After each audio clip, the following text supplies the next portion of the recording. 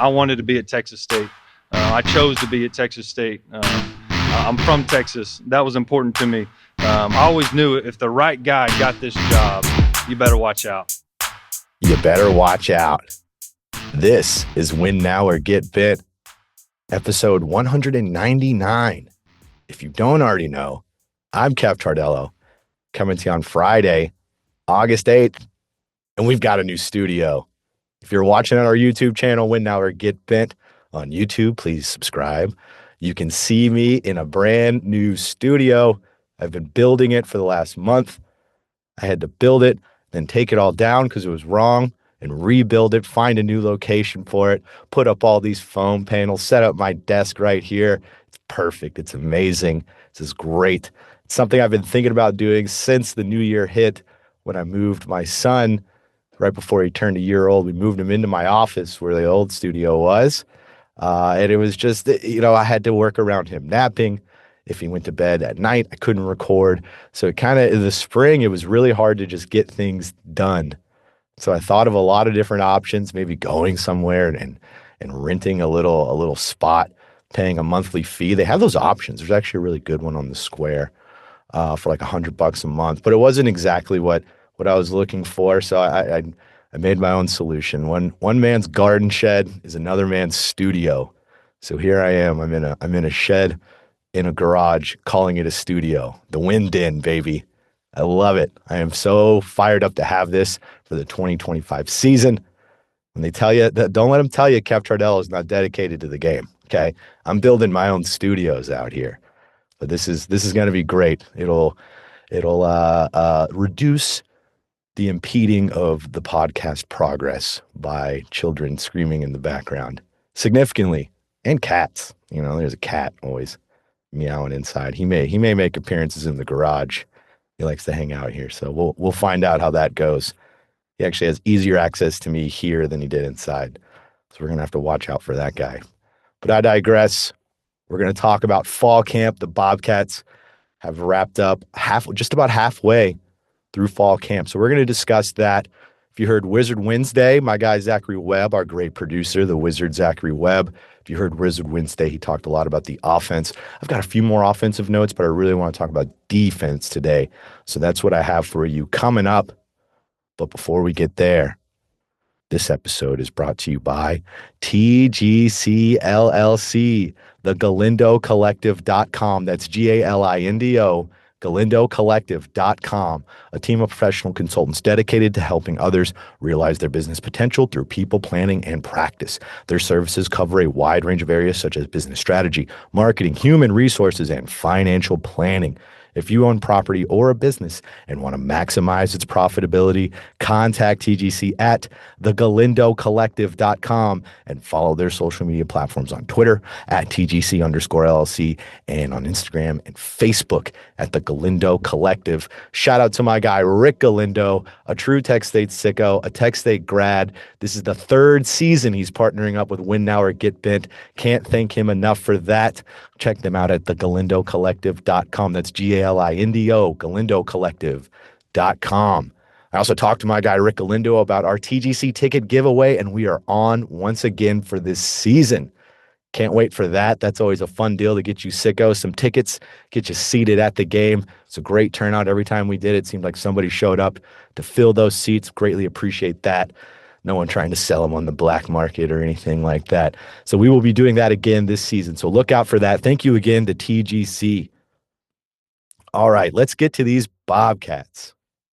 I've seen football with my own two eyes, live football, 2 different practices. It felt great. I needed some football in my life, very much so.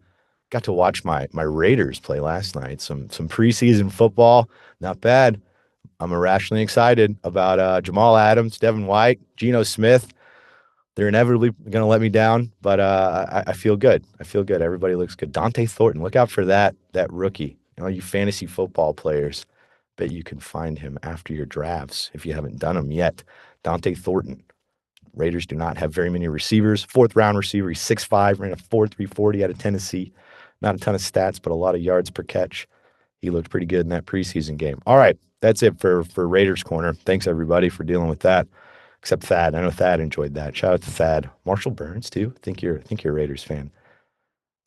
Texas State football, just like I said, about halfway through fall camp at this point. Can you believe it? 3 weeks until the season. We're already that close. August 30th. It's sneaking up. Eastern Michigan coming to San Marcos. We got to see, we've talked a lot about quarterbacks. I've talked a lot about quarterbacks. Everybody's talking about quarterbacks.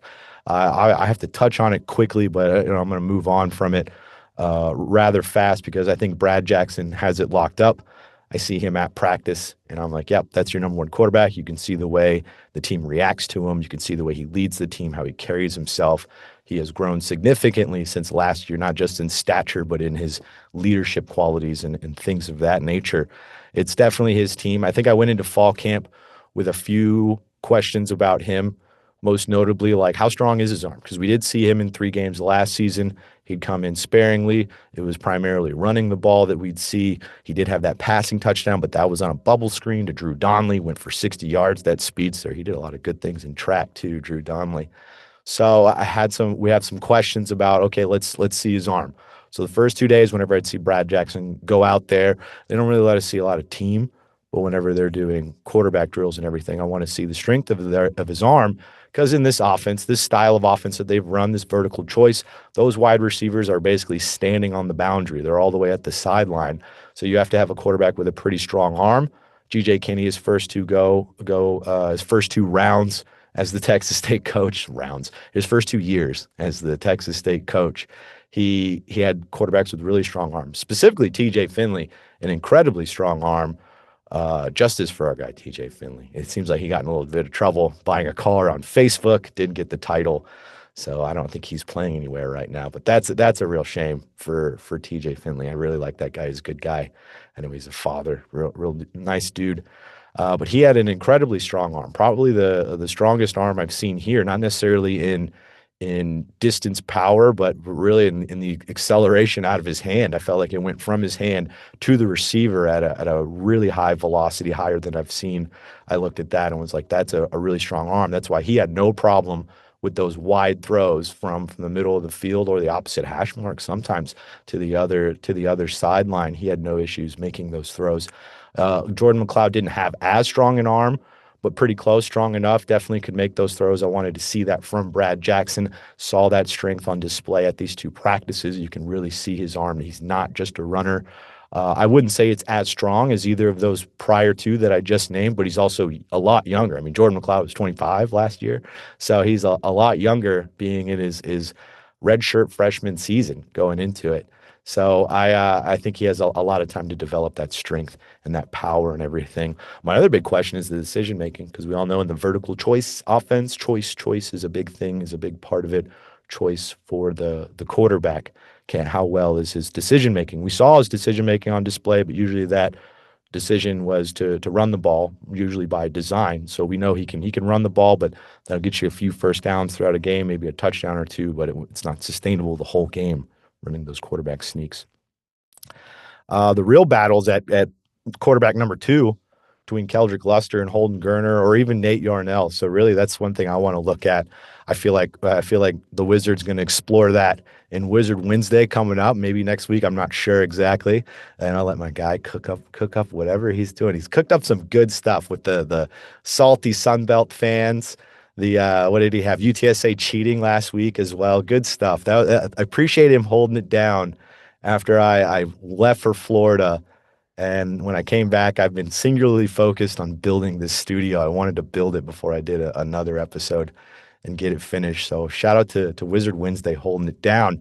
But yeah, he's going to have some good stuff on the backup quarterbacks coming up. So I'll hold off on talking about that. I will say Gavin Parkhurst is a big kid.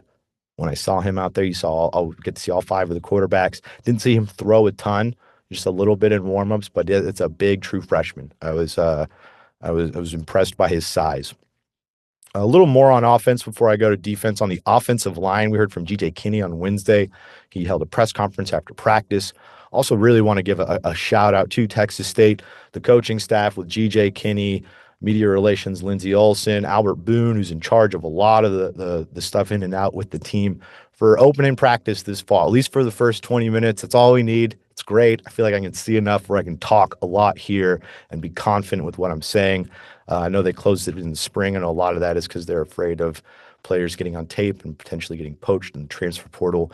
Maybe when they cut that portal down to one window eventually, that'll ease some of that. But really appreciate getting to go out there and getting to talk to these coaches and players afterwards. But GJ Kinney, talking about the offensive line on Wednesday, said Talik Lockett was playing some center. Remember him at guard, played guard at ULM in 2023, second all-team All-Sun Belt in 2023, transferred to Texas State, played some guard there. I think he got an honorable mention in the Sun Belt honors.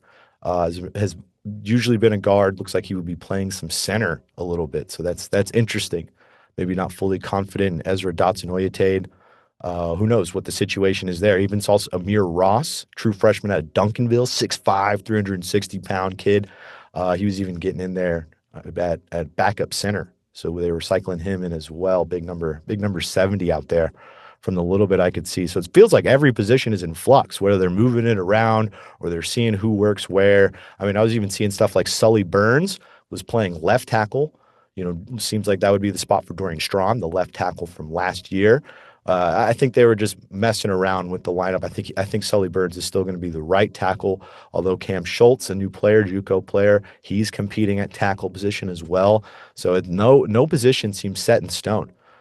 Even on the interior, Lysander Moyeo, sorry if I pronounced your name wrong, he's transferring in from Syracuse. Big guy. I think I wrote down his size because 6'6".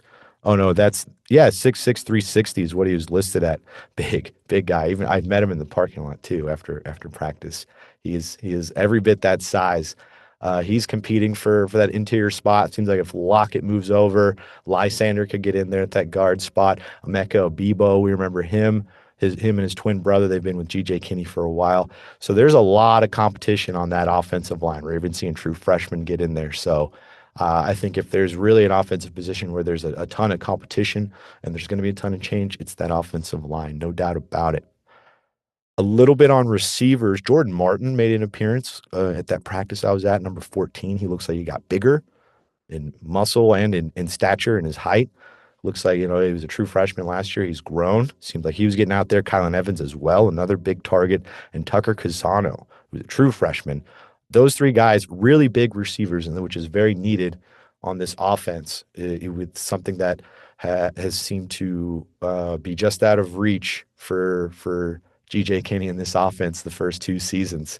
Just out of reach. I swear that wasn't a short pun, but that kind of worked out that way, didn't it?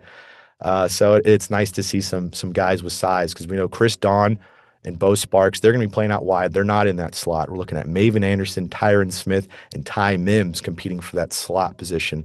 So that'll be interesting to see Don and Sparks out wide. I speculated they could either one of them could possibly play in the slot. Seems like neither one is. Both of them out wide. A lot of 3 wide receiver sets in the little bit that I saw. Way more than I'm used to. Usually they run a 4 wide receiver set. Sometimes see some 12 personnel with 2 tight ends. See some Ty Stammy out there. Blake Smith usually was the starter, but Ty Stammy getting in there as well from Louisiana. We even got to talk to Blake Smith after practice, and he's saying Ty Stammy is really 6'7", 6'8". He's listed at 6'6", but Stammy is a giant. That guy is a unit. Big player out there. So hopefully they utilize those tight ends because I know a couple of them are banged up. Some of the injuries I saw, Titus Lyons and Jordan Williams were working out on the sideline. I still haven't seen where Kennard Snyder, he was riding the bike on the sideline as well. Defensive lineman transfer that came in, potential to be a starter. Seems like none of it looked serious. They're still moving around and active on the sideline. So a few more personnel stuff before I get to defense. I still haven't seen Tyler Junior College corner Jaden Lawton, who I have praised quite a bit on this pod. He had a cavalcade of offers from P4s from all over the nation, like 45 offers this player had, and they were legitimate offers. They were offered to him recent right before his commitment to Texas State. So these were teams that were really trying to go after him before he chose the Bobcats. But I haven't seen him on roster. I haven't seen him at practice. So I am wondering where Jaden Lawton is. We'll wait to see. I have confirmed that another transfer, SMU defensive lineman David Abiria, is not on roster. I've confirmed he's not. He didn't make it to the Bobcats. Don't know where he's going to play, but it won't be at Texas State.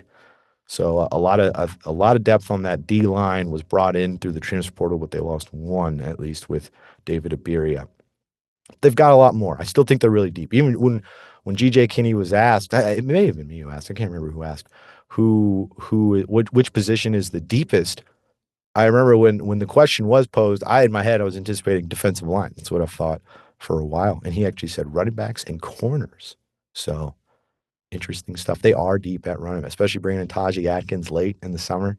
You pair that with Lincoln Perry, Greg Burrell, Jalen Jenkins, Torrance Burgess, the young kid Cole Pryor coming in. I know they got another kid from Smithson Valley. Hold on. I was just looking at running backs. Riffing while I scroll. This is terrible podcasting. I apologize. Here we go. His name is Bradley Sowersby from Smithson Valley. He is a true freshman, 5'9", 165 pounds. There you go. Scat back out of the backfield. So they have a lot of good running backs, a lot of good corners as well.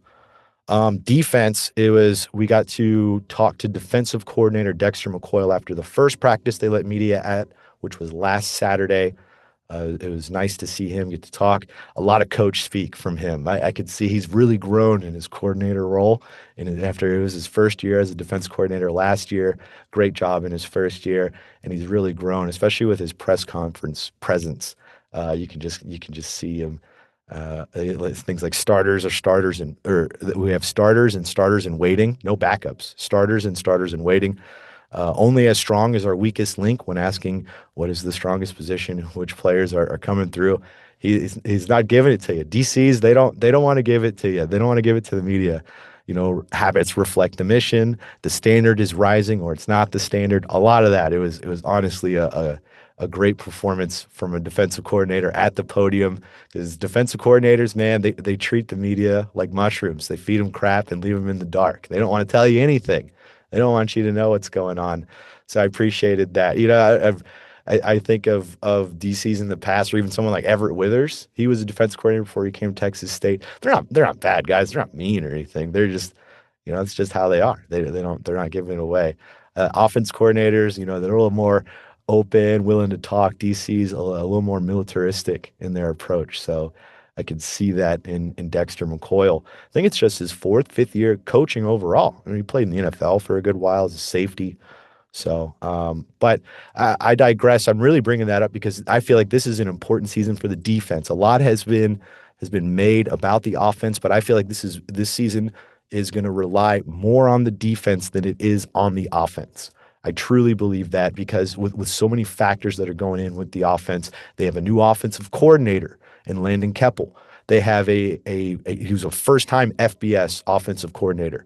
They have a first-time FBS starting quarterback. Seemingly, it's going to be Brad Jackson, so it would be his first time starting there. And you have a head coach in G.J. Kinney, who is without the guy who's calling the plays his first 3 years as a head coach, going back to Incarnate Word. He would call the plays. They'd share it however you wanted to look at it. G.J. Kinney always had veto power, at least in that relationship. So that's a lot of changes. And we've seen this. This is an offense that led the Sun Belt in scoring and yards the last 2 years when Mac Leftwich is there. There's going to be some growing pains in there, and that's okay. There's going to be growing pains from all three of the players, of the two coaches and Brad Jackson. There's going to be a lot of growing pains there, not to mention all the transfers that are coming in on the offense. There's just going to be so much change. It's going to be so much more different than it was in 2024 that it's just natural that there's going to be some growing pains in there. But I think I know it's okay, because Landon Keppel, he's, like I said, first year he's going to be an FBS offensive coordinator. He needs to learn. He needs to go through it. Same way that Dexter McCoyle did last season. When Dexter McCoyle came to Texas State in 2023, he adopted Jonathan Patke's defense, this 4-2-5, this pin your ear back and get the quarterback style of defense. It was something that he adopted, and he learned it in that 2023 season enough to replicate it as much as he could in 2024. In some areas he did better. In some areas they regressed. And I'll go through that, because I actually think that's very interesting when I was looking at those numbers to make that point. It is interesting to look at the difference in the defense from 2023 to 2024 when Dexter McCoyle took over. So, but I bring up the McCoyle part when talking about Keppel because it can be done. Keppel can come in here, even though it was Mac Leftwich who was the architect of this scheme and offense that they learned going down the line from Art Briles to any of the other coaches that ran this vertical choice offense. It wasn't something that that Landon Keppel ran prior to coming to Texas State. That doesn't mean he can't run it, he can't learn it, but it is relatively new to him. Newer, at least I should say, newer than it was to Mac Leftwich. So I think when trying to replicate that, there's naturally going to be some things he's going to learn from it. There's things he learned from it last year, that he's incorporating, and the year before, 2023, he was an analyst as well before he was assistant receiver. I need to add that. So he's been around it quite a bit. But I feel like it's still going to take time when you are actually calling the game and calling the plays. Luckily, he has G.J. Kinney to rely on, and I think that's going to be pretty important to rely on G.J. Kinney's gut. That's one thing that I've really liked about G.J. Kinney that I feel like was different than Jake Spavital. Someone like Jake Spavital, he came in, they were similar ages. They were both young 30s. When they came in, first real head coaching job. I know G.J. Kinney was at Incarnate Word, but first FBS head coaching job. And I feel like Jake Spavital got in and he hired a lot of coaches with experience and said, okay, I'm learning on the fly, so what should I do? And he relied on other people to kind of formulate the identity of him as a head coach. G.J. Kinney came in and he hired a bunch of people that were younger than him and said, I'm learning on the fly, but follow me. We're going to figure this out. I'm going to go with my gut. Sometimes it works, sometimes it doesn't. It's worked more than it hasn't, so we're not going to harp on the times that it hasn't right now. But that's been the real, from my analysis and watching, that's been the real difference in those two coaches is that GJ, he's not afraid to mess up even when it's his call. So I think that's going to be important for Keppel to lean on him when it comes to the play calling. I know they're going to have kind of that relationship with each other. So I think that's going to be pretty important for Keppel to rely on GJ Kinney while he's learning a lot of that.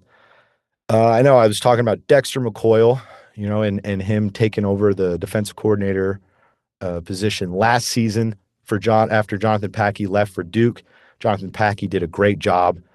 One of those moments, you have a moment sometimes where you wake up in the middle of the night, you're like, dang it, that was an awkward moment, was when I ran into Jonathan Packey and I shook his hand. I said, so what do you do for the team? And he was like, I'm the defense coordinator. And it was like halfway through their first season. I felt bad. Especially now he's moved on. He's a great coach. He'll probably be a head coach one day. And hopefully he doesn't remember that one. Nobody send this to him. But taking over for Pat Key, they looking at the numbers of the defense before and after Pat Key. In 2023, they were third in the Sun Belt in sacks with 40. Dexter McCoyle, his follow-up season, they were also third in the Sun Belt with 36 sacks. So it's a wash there. 2023, Bobcats were number one in the Sun Belt in forced fumbles with 19 and 13 games. 11 of those were recovered. In 2024, Bobcats were also number one in forced fumbles, 15 and 13 games, 9 of those recovered. So two pretty important stats right there that were absolutely replicated, not in volume, but in standing in the conference, which I still think is important. 2023, this one I really like. 2023, Texas State was third nationally. I'm sorry, we're third nationally in, tackles for a loss. I didn't write the tackle for a loss part, but they were third nationally in tackles for a loss with 108 in 2023. That's third nationally in the whole nation. In 2024, they were tied 10th nationally with 96. So pretty great. They were top 10 nationally both years. Whether it was Packey was a little higher, but McCoyle came in and they were still very much respectful. Tied with Oklahoma, which is pretty cool. 2023, the Bobcats were 12th in the Sun Belt in points per game allowed for a defense, 12th out of 14 teams, 32.8 points per game allowed. In 2024, under Dexter McCoyle, the Bobcats were 4th in the Sun Belt in points per game with 24.5. That's a great increase right there. For Texas State, almost a 10-point difference for Dexter McCoyle in points per game. I think a lot of that too was the offense kind of figuring out how to pace the clock a little bit more. But I don't mean to take away from anything the defense did. But 2023, 10th in Sunbelt in yards per game defensively, total yards per game, 397.6. Last season, third in the Sunbelt, 358.9 yards per game allowed total. So that's almost a little over 30 yards right there difference. Interceptions, where I think is an area that both 2023 and 2024 need to work on more. If there's an area in this defense when they very focused on getting after the quarterback and players having their assignment, but there's not a lot of interceptions. A lot of forced fumbles, but not a lot of interceptions. 10th in the Sun Belt with 10 in 2023 and 10th in the Sun Belt last year in 2024 with 9. So more interceptions, but I wanted to bring that up to show that even though it felt like, because there were times during the season where it didn't feel like it went as well as 2024, they finished with the same record, same First Responders Bowl win, and the defense had areas of improvement in the areas that they didn't necessarily improve from the year before. It wasn't way off. So they were really good. And so, and that was with a coach in his first year as a coordinator. I think they're going to elevate this year. I think with all the newness of the offense, they're going to need this defense, and they've brought in a lot of different players. I'm not going to spend this time going through all the personnel of the defense. We'll spend more time on that throughout fall camp. I just want to talk about the defense in general and how important it's going to be this year, because we talk a lot about the offense, because offense has been the calling card of this team the last 2 years. But I think with Mac Leftwich gone, with a true freshman back there, likely a true freshman, we'll see how the competition works out, taking the snaps behind center, the defense is going to have to be leaned on heavily. Those interceptions, going to need more opportunities for when a drive dries up for these players. When something happens, there's some bumps in the road, the defense needs to take over. The defense, there's a lot of new players on that defense as well, but there's still Khalil Alexander, there's Michael Boudin, there's Darius Jackson, there's Ryan Nolan. There's a lot of players coming back. Trez Moore coming back. I'm sorry if I'm forgetting you. Jolazin Landry coming back. Cameron Washington coming back. They have a lot of dudes that know this defense, that know Dexter McCoyle, and they're going to be back. And it's gonna be defense this season for Texas State. I truly think that if that's what it's going to take for them to elevate themselves, because right now, thinking about it this early in fall camp, when I look at the schedule, I want to get excited. Say 10 wins. I'm falling at around 8-4 as a ceiling. It's 6-6 as a floor. So I don't think they're going to be bad at all. I definitely don't. The GJ Kinney and this coaching staff and these players, they're not going to be below 500. But I do think it's going to take a lot to elevate past that 8 wins, and I'd love to be wrong. Hey, use this as bulletin board material if you'd like. But I think that and that's honestly, in either of those records, I'm not terribly mad at either one of those, especially if it's a season, if it is a young quarterback, Brad Jackson, and he was able to start a whole season, and you see some potential, even if there were some bumps going throughout the season there, you at least see the potential for elevation the following season. And you see potential from a lot of these players and offensive coordinator and new coaches around that they can elevate the following season. So I don't think it shouldn't be woe is me, look at this terrible record, 6-6. I don't think that should be the case at all, or even 8-4, because it's going to be hard. But I'd love to be, maybe I'm just being negative over here, and they're got something more cooking for them. But yeah, I think that. But in order to get even to that 8-4, or to elevate even beyond that, it's going to be the defense. They're going to need this defense to be the calling card this year. The offense will still put up numbers. I know they'll still score. I'm confident. It was 36.5 and 36.7 points per game the last 2 seasons. I still think they'll be around like the low 30s. Maybe top 5 in the Sun, but it'll be hard to be the number 1 scoring offense. But I still think they have some great personnel, some great coaches. Boy, I'm fired up for some football. We're going to put this one in the bag. 200 is coming up. I'm going to have a big one for 200. I still haven't finished fully forming the studio in here, so it's going to be finished by 200. Absolutely. I can't wait for that. Excited for 2025. It's going to be a fun season. Last one in the Sun Belt. Let's ride it out. Make sure you check out our Patreon page, patreon.com/winnnoworgetbent. Check out our merch site, WNOGB.com. You can see me. I got the Mad Cat shirt on right here. I know I promised some changes there. I got singularly focused on the studio, getting back on that in August. We only have 3 weeks till the season starts, so I really got to get on it. Check out our YouTube channel, Win Now or Get Bent. Check out our Twitter page, @Win Now or Get Bent. Check out our Instagram, @WNOGB. I'm going to do some reels, I promise. Like, subscribe, comment, all that good stuff on all our platforms, whether it's YouTube, Win Now or Get Bent on YouTube. Please subscribe there, like, comment, all that good stuff. If you're an audio head, you're listening on Apple and Spotify, give us a nice rating. Make sure you subscribe so it downloads right to your phone. If you are exclusively an audio head, I'm calling an emergency to you to get on YouTube, start an account, subscribe. We are coming up on, what is it, like 40? We are 40 away from 1,000. I wanted to have 1,000 before the season started, and it feels good that I feel we're going to get close. I've got 3 weeks to get 40 more of y'all to subscribe. So please get on YouTube and subscribe to Win Now or Get Bent. Oh, thank you to TGC LLC. Excited to be partnering with them once again, officially official, after I just spoke to Rick Galindo not too long ago. So thank you, Rick Galindo. Real excited about that. Excited for the other sponsors we're going to have this coming season. Hang on to that one. Shout out to the Wizard, Zachary Webb. Go check out Wizard Wednesday. We've got a nice little section for it on our YouTube channel on Win Now or Get Bent. So please go check that out. And of course, thank you, sickos. 5th season of Win Now or Get Bent coming up. A lot of you have been here since the beginning. Look at this. Look how far we've come. Used to be audio. I had a microphone on a disheveled desk. Sometimes I'd be in my underwear. I wasn't on video. You know, what are you going to do? We've come a long way. We've come a long way, folks, and we're going to keep on elevating every single year, every single season. We're going to continue to challenge ourselves and continue to grow with Texas State as they go to the Pac-12. As they grow, we want to grow as well here at Win Now or Get Bent. So hang in there with us as you have been. Thank you so much. Without you, we'd be shouting into the void, and we never are, because there's always an army of sickos ready to consume this content. So thank you so much. Here we go, baby. 2025. Let's get there. Let's fast forward 3 weeks. I'm ready. I'm fired up for it, baby. Let's go. Until next time, Win Now or Get Bent.